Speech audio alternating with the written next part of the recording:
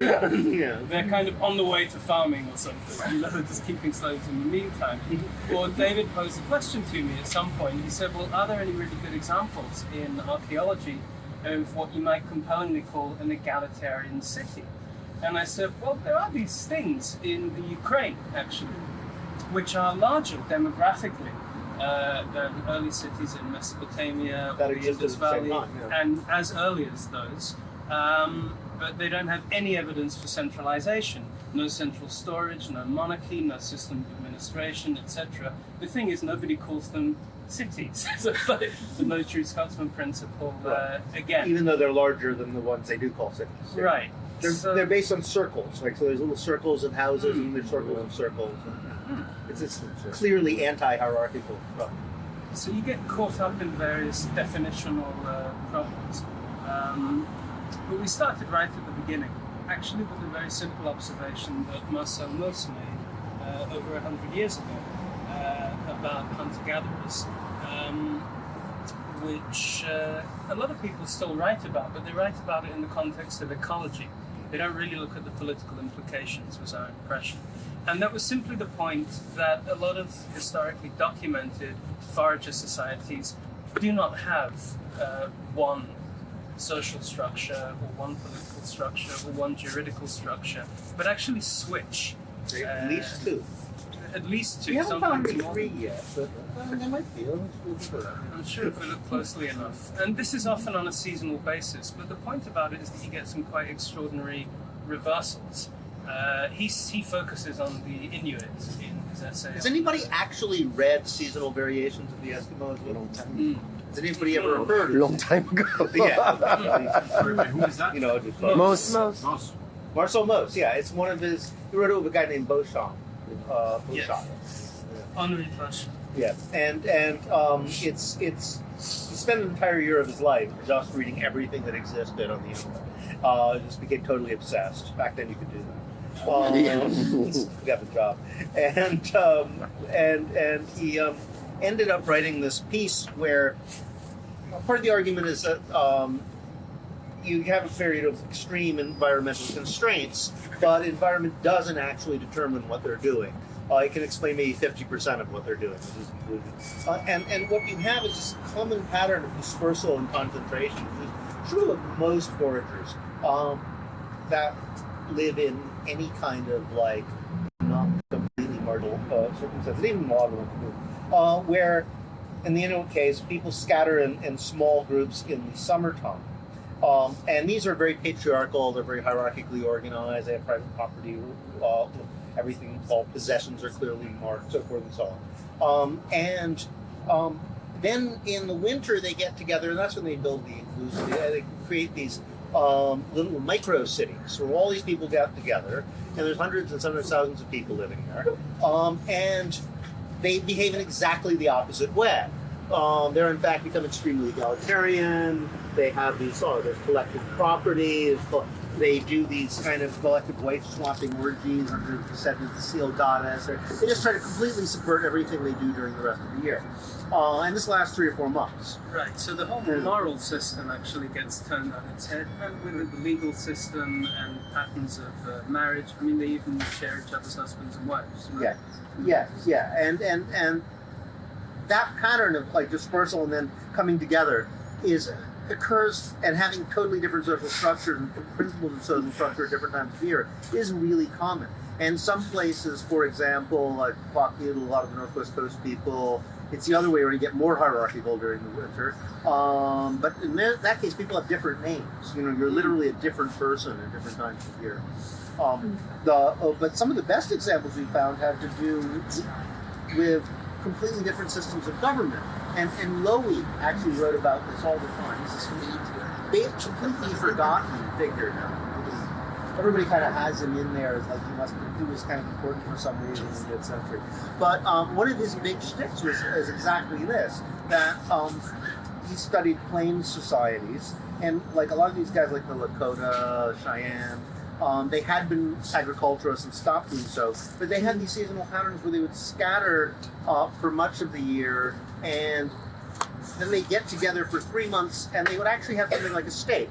They had police force. They had a police force which could use coercive, arbitrary coercive, like enforce the rules, and who the police force was would change every year. It rotated. It was different warrior societies and clans. But they would essentially be like a state for 3 months, and then they disperse and I do everything by consensus and for the rest of the year. So, and it was during the hunt and the rituals that they had police force. So by common evolutionary ways that we're taught to look at this, we must have bands, tribes, chiefdoms, states, that whole service and so on and stuff, right? Which everybody decries and poo-poos and says, well, nobody believes in that stuff anymore. They don't have an alternative. The fact is, they still use it. there is this elegant scheme, bands, tribes, chiefdoms, states, which is easy to remember. It happens to be totally wrong, but it was elegant and it stuck in people's heads, and you remember it. Yeah. And at least as far as we're aware, nobody has really come up with a scheme of equal sort of power to replace it. And actually, according to this scheme, this is the point though, these guys would be bands during one time of year and stay on the other. So they're going back and forth in both extreme ends of the evolutionary spectrum. This is what struck Lowe about it, and what struck us about it was that yes, at certain times of year, these groups really do resemble the kind of band-level societies that we're talking about. At other times of year, they form what on a classic sort of Weberian sociological definition would be a state. So if you've got a situation where the same population every November, let's say, is switching between a band and a state, you have to seriously rethink some of these basic premises of social evolution. Yeah. So we submitted this piece. I actually gave it as the Henry Myers lecture on both of our behalves, and we thought, oh, this is going to be easy. They always publish the Henry Myers lecture. So we sent it. That's what I thought about the Malinowski lecture. Right, we sent it to the illustrious journal of the Royal Anthropological Institute. Got our reviews back, and we're told by the editor, "I'm terribly sorry, but we don't think this is in any way interesting." Everybody already knows that. Everyone already knows that. So anyway, it's not true. We wrote back and said, "Could you please send us just one reference?" Just one citation of anyone who's ever said this before in print. 6 months later, it's published. You can read it in JREA. Never done it. Yeah, they don't first that guy. Sorry, are you opposed in the carnival as a kind of minimalist procedure? Yes. Yes. Mm-hmm. Yes. We talk a bit about carnival, don't we, actually? At the very end. Yeah, because part of the art, what's interesting in rituals, because often these things turn into ritual seasons. Like the Quafudos are the 3-month ceremonial season, as they called it. And you can see it gradually morphing from one to the other. And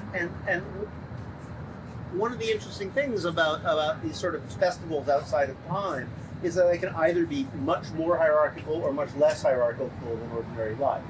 And there's this huge debate over whether these are whether rituals of rebellion are really ways of reinforcing the social order or whether they're ways of subverting it. And, nobody knows what to do with them.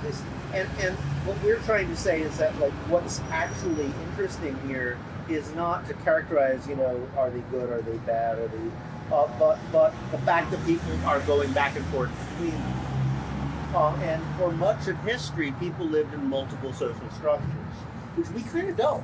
And actually the title of the piece was Farewell to the Childhood of Humanity, because it occurred to us that people do often actually write about early humans, and sometimes even modern hunter-gatherers, almost as if they were infants. And the fact is that even infants don't just live in one social world all the time. They're constantly playing around. I mean, the idea that these people have one type of social structure really goes against everything we know about what makes us human in the first place. And this is what became interesting about it, is we realized we had to reconceive the question. The question isn't what are the origins of social inequality. And then we started looking into the question, so it should be a different lecture, but of why people already in 1754 were asking what is the origin of social inequality at all, since none of them had ever experienced anything but extreme inequality at any aspect of their lives.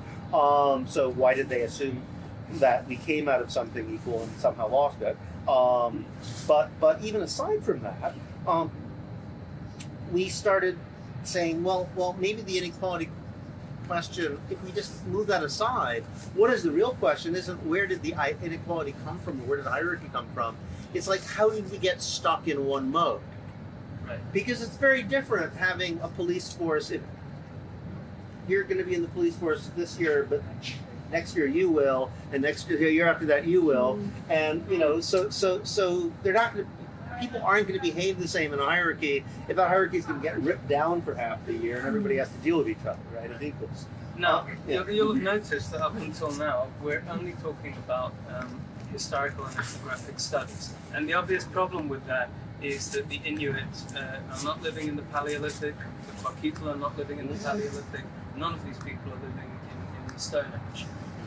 And that is why it is essential that we work together on this, because the next obvious thing to do was to actually look at the archaeological record and see what does it actually independently tell us. Now, the last time I personally did any serious reading on the Paleolithic was in my student days. So this meant going back and catching up on about 30 years of literature. But the one thing that was really very, very striking is that you have sociobiologists on the one hand and prehistorians on the other hand talking at total cross purposes. The prehistorians are constantly finding these royal burials in the Paleolithic. These things are not even exceptional here. The most famous one is probably at Sungir, somewhere outside Moscow. But there's a whole bunch of these things all the way down to the Doldoin, Liguria, yeah, all along that sort of Cantabrian coastline down to Liguria. There are these burials that if you found them in a later period, you would say, yes, this is obviously a princely burial. And actually the archaeologists often give them funny names, like Il Principe is one of these. And these guys are buried with so much stuff. They have monumental weaponry and thousands of body ornaments and so on. Someone would actually calculate how long it would take to make the beads they found on these guys. Right. It was like 2,500 hours of work. Somebody had to sit there.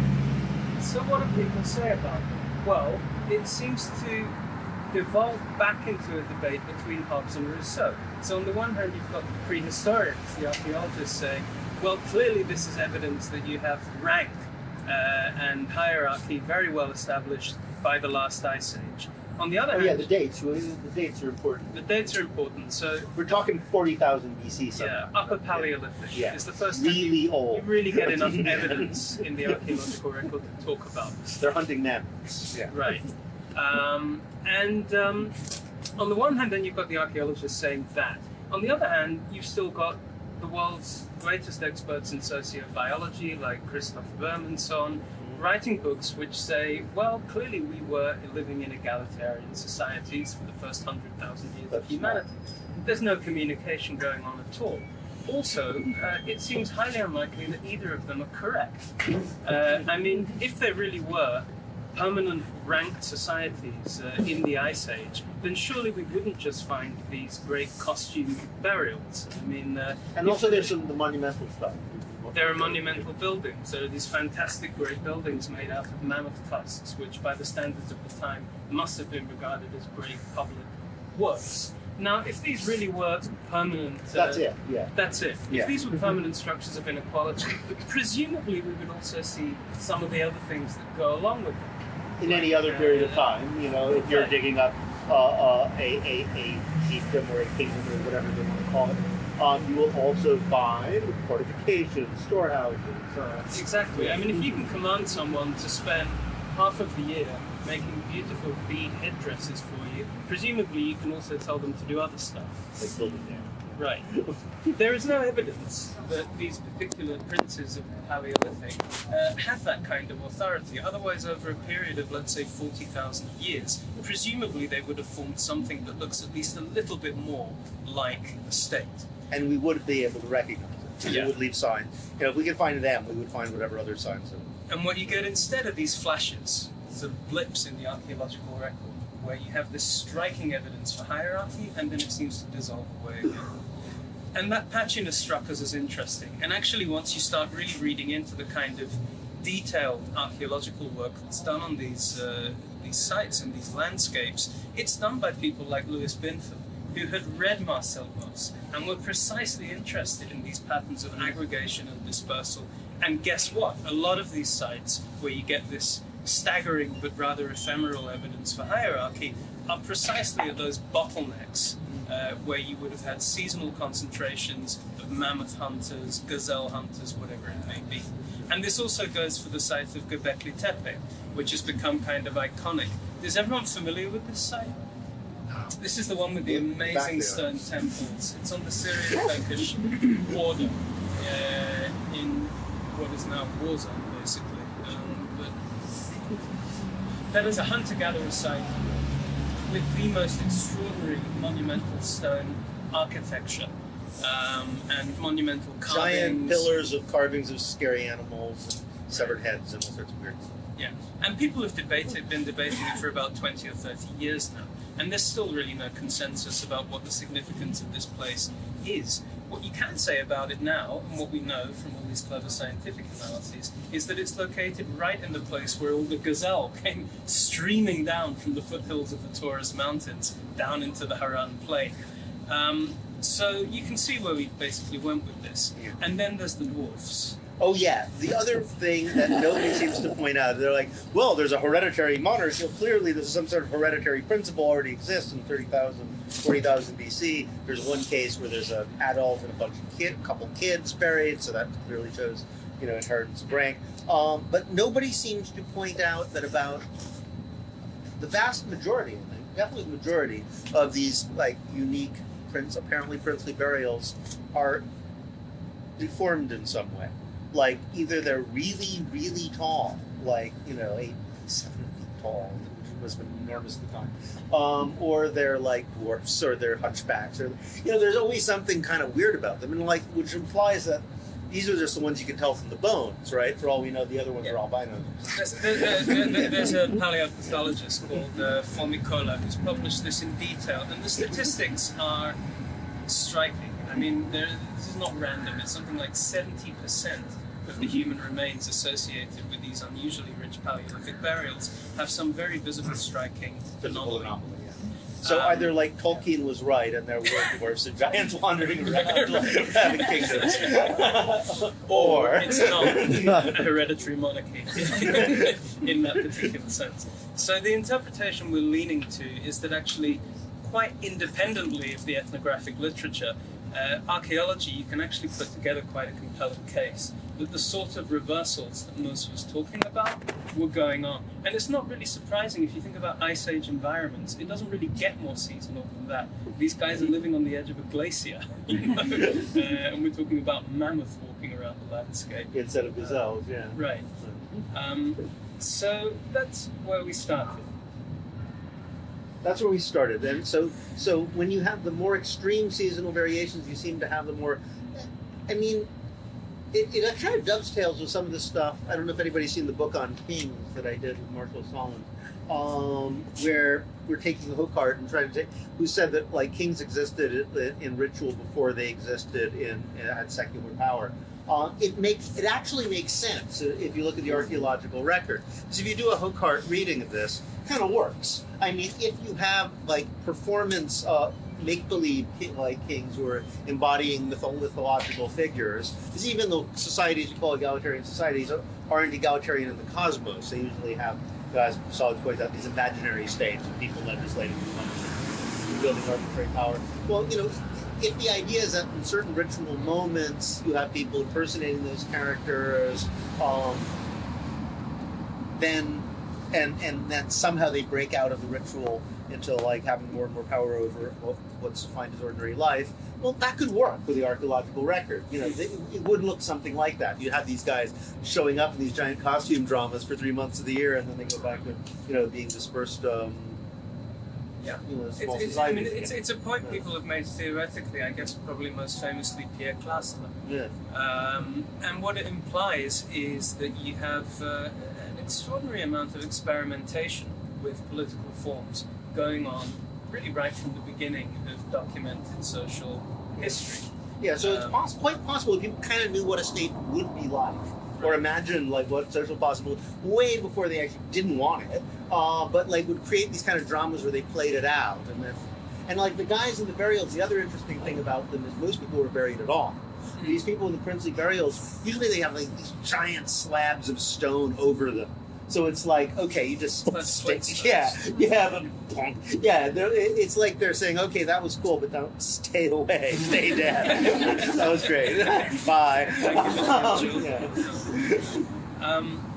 So this was our kind of initial riposte, I guess, to people who write about these periods of history, almost exactly as Rousseau put it, as if we were just sort of drifting blindly into the origins of farming and hierarchy and so on. So the starting We all point, ran headlong for our change, not thinking it was a way of assuring our freedom, I think he put it.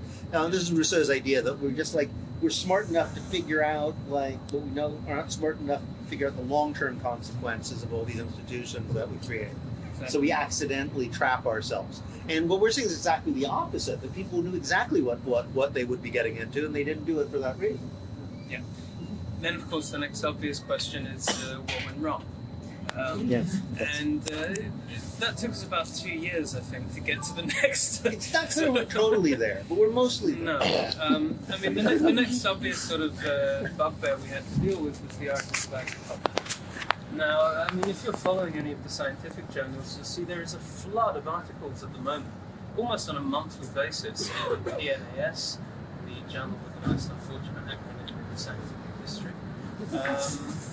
PNAS, and it's Proceedings of the National Academy of It's America.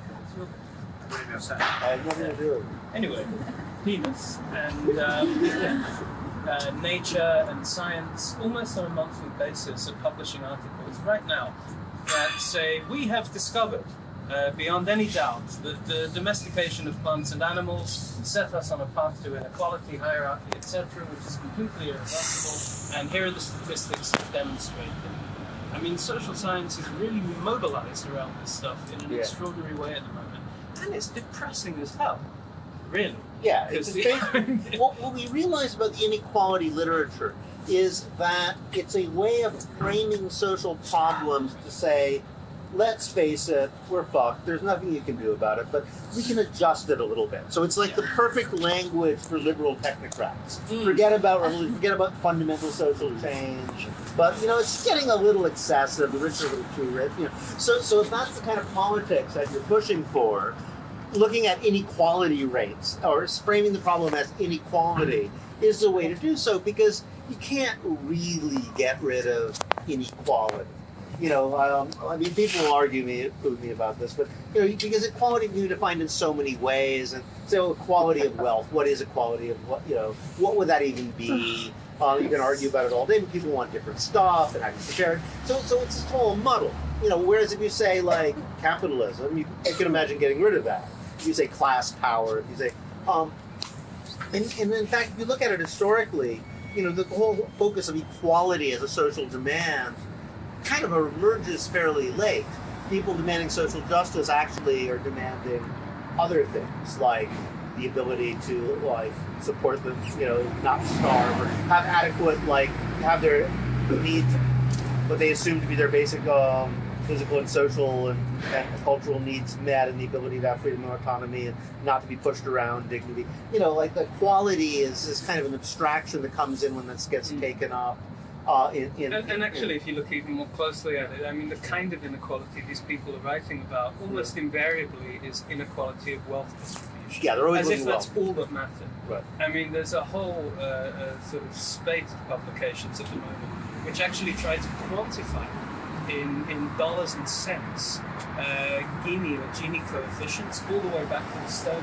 I mean, they'll tell you how much hunter-gatherers, but you think I'm making this up. Yeah. I mean, this is in the New York Times. $1.25, I think, was the average hunter-gatherer daily intake in Paleolithic.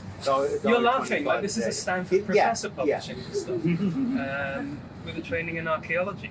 And these are the guys who get published in the New York Times, not us. Not us. Post-financial crisis. What's this? It's a pre or post-financial crisis. Oh, it's $1990. Oh, great. Yeah, it's linked to a 1990 index. Now, the thing that struck us about that was what exactly is being quantified here? Is it about food? In which case, they're definitely drinking natural spring water and they're eating purely organic food, so that's going to be expensive. Imagine how much you have to pay for like camping on the Dordogne. Yeah, what about all the things they're not quantifying? Like Fur coats? I mean, come on. there must have been painting classes for the guys doing the Paleolithic caves. I mean, how much did that cost? So you're very quickly back with the original affluent society, as Marshall Sahlins put it. And there's a kind of silliness about the whole thing. And then they do the same thing for agricultural societies, which, guess what, was slightly more unequal. And fossil fuels should have made us slightly more equal again. But somehow it didn't work. Somehow it didn't work. This is Ian Morris, by the way. Yeah, he's a very nice man. But we don't agree. Yeah, I mean, the take-home message of all this, and all this writing, I think, is precisely as David was saying. If you are thinking about changing your society in any significant way, just don't bother getting out of bed. History will rush you. The force of history is not on your side. And it's very, very interesting to see the way that, like, the historical determinism has shifted. So that if, this is 100 years ago, everybody would assume that we're on an inevitable march to an equal society, through some sort of process leading to socialism or technological progress. And now everybody's assuming that we're in an inevitable march to, like, some neoliberal hell. You can take her around the edges. But the inevitable thing never gets lost, the idea that people actually have some say over their social arrangements and have changed them around frequently. That's the thing we don't have. And that's the thing that if you look at history is really striking, that there's so many different things that people tried, so many different social arrangements. And sometimes that people would have different social arrangements, literally within the same year. They would switch back and forth. Like they're just constantly playing around with stuff. And of course this doesn't stop with the origins of farming. I mean, what is farming? You only have to think about it for a moment and you see that things like seasonal variations are absolutely fundamental to any farming system. So you take the most famous Neolithic site in the world, it's probably Çatalhöyük in central Turkey. What are we actually looking at there? I mean, would you really live all year round in a strange little sort of building with cattle horns poking into your backside? I mean, do you really imagine that people are staying there? And this is one of the best researched archaeological sites in the world. But one of the really striking things about it is that although it's an early farming site, and we have all the seeds and the animal bones and the micro remains, we know that they're growing grain, we know that they're taking sheep and goat out to the fields. But if you look at the art and the ritual of Çatalhöyük, it's all about the wild. My colleague next door, Louise Martin, was actually the one which showed that all of those amazing cattle horns are actually from wild cattle, not from domestic cattle. They had not, in fact, domesticated cattle at all. So they're farmers in denial. They're farmers in denial. They want to be hunters. And they're only living in the little adobe, complex some of the year. Yeah, we have no idea what was going on out in the fields or up on the roofs. And more than likely, we're talking about the same thing. Take another iconic site, Stonehenge, which I'm reluctant to say anything about with Mike Parker next door. But if he's not here, here we go. But if you look at his own interpretations and all of this amazing research that's been done on Salisbury Plain, it's clear that Stonehenge is really just the last phase of a very, very long sequence of people building monuments, often in wood rather than stone, and taking them down, and building them and taking them down. And actually a lot of his own research has shown that it is a vastly impressive annual system of aggregation where people are actually bringing herds of cattle from as far away as Scotland all the way down to Salisbury Plain. And in his opinion are forming a kind of almost a royal dynasty in these periods at Stonehenge. But only for about 3 months a year. But only for about 3 months a year.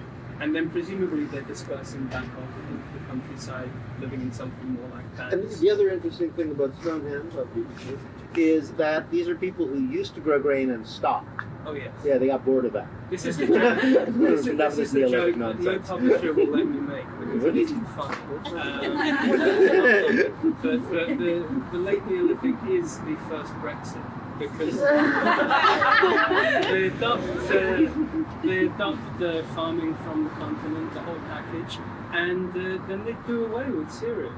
And actually, people in the British Isles go back to gathering nuts. I don't know if any of you have seen is it a Stuart Lee sketch about immigrants? The beaker It's more like the beaker folk. It's exactly, you can just picture them on the shores. We're doing perfectly well without this civilization.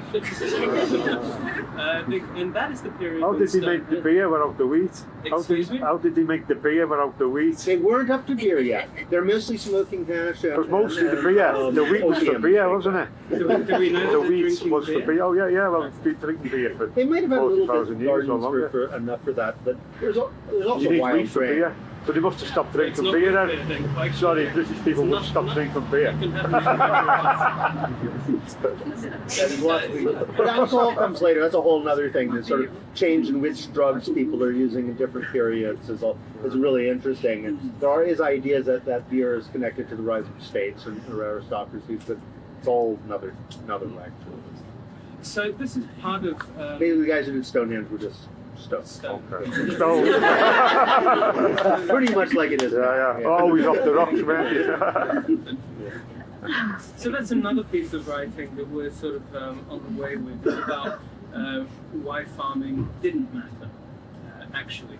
Of course it does matter in all sorts of ways, but not in the sense that it trapped us into some more rigid structure of hierarchy or inequality. And actually, if you look at the way that farming is often written about, particularly the spread of farming, it's simply assumed that the farmers encountered hunter-gatherers, and the hunter-gatherers immediately either became farmers or ran away and died. I mean, it's the sort of Jared Diamond story. This turns out to be wrong. And again, sorry to blow the trumpet of my institute yet again, but it's Stephen Shannon's research has been very central with Mark Thomas in showing that it's like Jared Diamond backwards is what really happens. The Neolithic spreads through the Balkans and up into the less lands of Central Europe, and then all the farmers die. They just get beat up by these really tough Well, no, hunter-gatherers. Yeah. But and it's horrible. I mean, there are these mass graves actually, and they're killing each other in the last phases of the Neolithic. So farming failed in its first wave. This is why everything you know is wrong about history. Of course, it comes back. We're even kind of working. I mean, Neolithic happens in a million different places, and agriculture develops like they've got like 18 different. Lots of different places where it seems to emerge spontaneously. Most people knew they knew all about plants. They wouldn't know how to do it. So the reasons why people actually started cultivating things varied by region.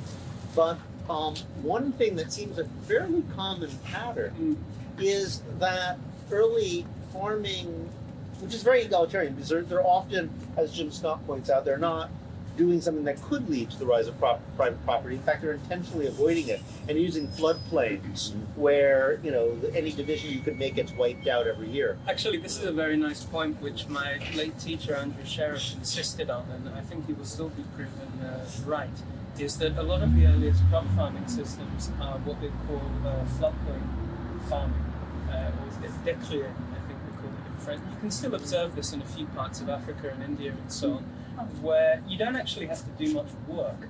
You let the natural flooding of a seasonal lake or springs or whatever effectively water the soil for you and sift it and so on. And it's the laziest form of farming in the world because you basically just broadcast your seed and you let it grow. The river does the work. Yeah. Now there's this famous passage in Rousseau where he says there was that fateful moment in human history where the first man walked out and said, "This patch of land is mine," and then closed it. And he is obviously concerned about enclosure and various other things that are going on at the time.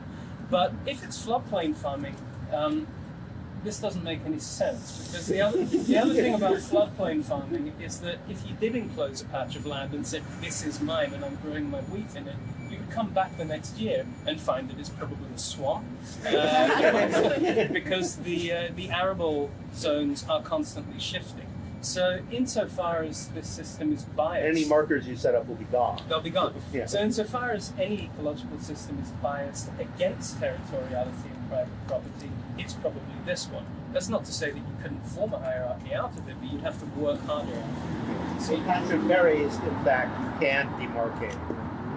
Whereas... Ludovic looks unconvinced. Yeah, no, it's just like I'm missing a bit of, and David knows that, of Audricourt there, right? Absolutely. Comes Yeah. later. Yeah, okay. Yeah, but I think it's an important part, because it's not only about how you know what you farm and whether you farm, it's how you farm, Yes. right? Yes. Yeah. We'll save this one. Okay. This will be a good discussion. Thanks. And also how you move in and out of it. Yes, completely. Because, I mean, there's a lot of evidence from Amazonia now, which is another of these areas. I mean, there are these whole areas of the archaeological record about which almost nothing was known until 20 years ago. And they are exploding right now. I mean, you might have seen some of the stuff about the Maya, which has been all over the TV using this LiDAR imagery, particularly areas under rainforests where archaeologists just sort of couldn't go. We're now discovering there were cities, there were road systems. Amazonia is probably one of the most striking ones. Right. And what people are writing about it is that, actually Philippe Descola has written a lot on this, is that they're not so much doing farming as something more like sort of play farming. They know what farming is, but they go to great lengths to avoid becoming locked in the way that Jim Scott talks about, to a rigid agricultural. They don't become slaves to their crops. It's very Slaves similar their to animals. it's very similar to the Paleolithic hierarchy stuff. They know what it is. They're playing around with it. They're self-consciously playing with it, but guaranteeing that it doesn't take over and they don't get locked in. So they do the same thing with farming, basically. They're fooling keep around with it. pets. They're having fun with it. Yeah. They keep pets rather than domestic animals. I mean, they could do it, but they don't. So farming. So farming. Yeah, and one could even make the argument, if we were going to be very daring and say that in some areas, it's exactly the opposite of the way that this is normally presented to us. Right. It's normally presented to us as, you know, here we have the happy, free, egalitarian little bands of hunter-gatherers, and then somebody messes up and like forms farming, and then patriarchy and hierarchy and all this and private property necessarily emerge. It's probably more likely at the time you had like scary predatory groups of patriarchal hunter-gatherer and slave raiders, more like the Quakiudal than of the song, and the first farmers was actually a sort of egalitarian feminist rebellion against that. Yeah. You know, they're the guys who kind of, because it was definitely suddenly, once you have these first farming societies, the importance of women in art and society seems to go way up. It's true. I mean, if you look at Göbekli Tepe, Very masculine. very masculine, and a lot of images of headhunting, for example. You know, there are sound reasons for thinking this. All was the animals have erect penises. They're really rubbing it in. a fairly predatory group of Scary Mesolithic guy. hunter-gatherers. But then you look at their neighbours down the road, the ones who are actually intensifying what will eventually become the origins of farming. And they live in these villages which are saturated with female imagery. They build everything out of clay rather than stone. They have this whole cult of heads and skulls and caring for them and caressing them with clay and wrapping them in. And images of women leaders, like this, don't seem to just be divine figures, but like seem to represent actual nature. Yeah, we're going to be hated by everybody, really, to call Right. the mother goddess. People who threw that theory out, but there's something there. There's something to it.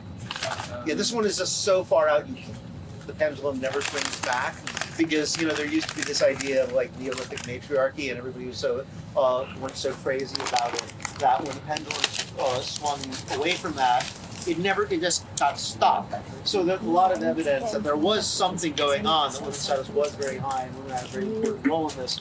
It's just been nobody My wants to. messages. So we know where that leads. It's going to lead to all those kooky goddess worshiping feminists.